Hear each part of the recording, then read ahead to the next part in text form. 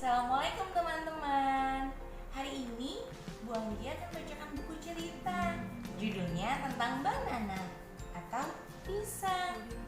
Buku ini ditulis oleh Setiawan G. Sasongko dan diterbitkan oleh Kids Bestari. Yuk, sebelum baca buku, kita baca doa dulu sama-sama.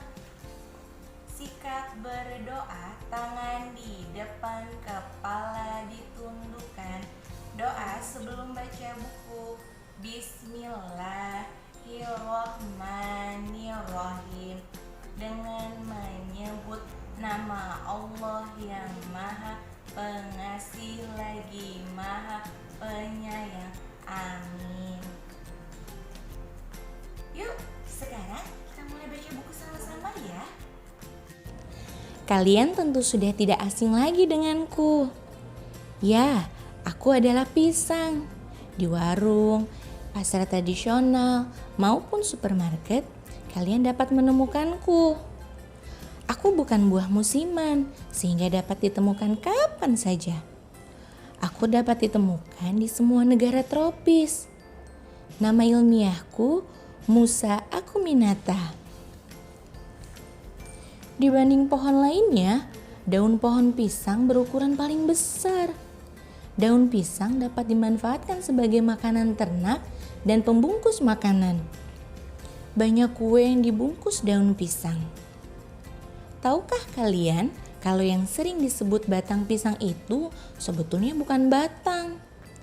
Itu hanya kumpulan pelepah yang menyatu. Tanaman pisang tidak punya batang. Batangnya hanya bonggol atau umbi yang berada di dalam tanah. Meskipun ada buah pisang yang berbiji, menanam pohon pisang tidak dapat dilakukan dengan biji. Menanam pohon pisang harus dengan bibit berupa anakan yang diambil dari bonggol. Setelah anakan cukup besar, digali dan dipotong dari bonggol, kemudian ditanam. Bagaimana ya caranya agar mendapatkan anakan pohon pisang lebih banyak? Ambil bonggolnya dan potong setiap bagian yang mengandung tunas. Tanam masing-masing tunas di polybag. Setelah cukup besar, dapat ditanam di kebun. Bunga pisang muncul setelah tanaman dewasa. Mula-mula keluar daun bungsu yang disusul kuncup bunga dari pucuk tanaman. Beberapa hari kemudian, bunga pisang menjuntai ke arah bawah. Tangkainya panjang seperti leher angsa. Bunga yang biasa disebut jantung pisang ini dapat dimanfaatkan sebagai sayuran. Lihat, kelopak bunga terbuka.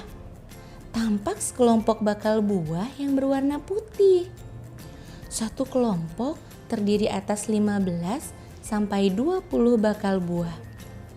Semua berbaris rapi dalam 2 deret.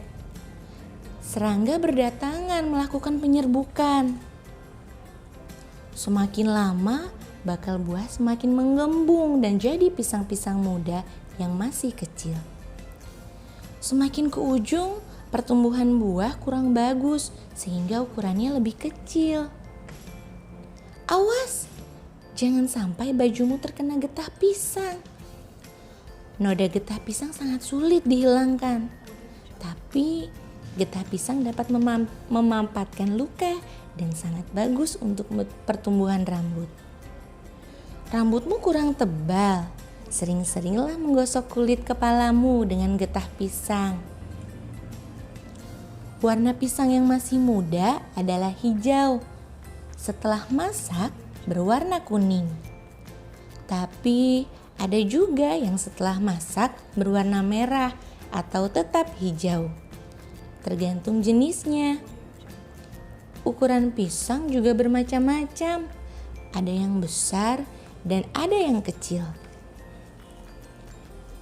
Pisang dapat dimakan segar atau diolah menjadi kolak. Pisang goreng, pisang rebus, pisang bakar, atau kue. Tidak semua jenis pisang dapat diolah. Hanya jenis pisang yang banyak mengandung tepung yang dapat diolah. Contohnya seperti pisang kepok dan pisang tanduk. Pisang dapat diolah menjadi berbagai produk seperti sale, kue, keripik, dan dapat juga dibuat minuman. Yang biasa membuat minuman dari pisang yang difermentasi adalah orang Amerika Latin.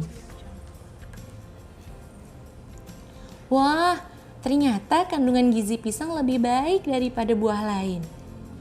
Pisang kaya akan mineral seperti kalium, magnesium, fosfor, besi, dan kalsium. Pisang mengandung vitamin C, B kompleks, dan B6. Pisang juga mengandung 3 gula alami yang dikenal sebagai fruktosa, glukosa, dan sukrosa. Pisang dapat menyediakan energi secara instan sehingga banyak atlet saat istirahat memakan pisang. Tapi sehabis bekerja keras atau berpikir selalu timbul rasa kantuk. Itu pertanda otak kita kekurangan energi. Nah, untuk itu makanlah pisang agar otakmu segar kembali. Pisang kaya akan serat sehingga memakannya dapat membersihkan usus besar. Kandungan kalium yang tinggi dan natrium yang rendah memberi pertahanan alami dari penyakit darah tinggi dan stroke. Pelepah pohon pisang dapat dibuat tali dan pupuk. Bonggolnya bisa diambil patinya yang menyerupai tepung sagu atau tepung tapioka. Bonggol pisang yang kering dibakar dan diambil abunya. Air rendaman abunya sebagai bahan campuran membuat sabun atau pupuk. Kulit buah pisang bisa dibuat keripik dan tepung. Alhamdulillah, bukunya sudah selesai kita baca. Bu Anggi harap teman-teman di rumah tetap makan buah dan sayur ya, supaya tubuhnya sehat.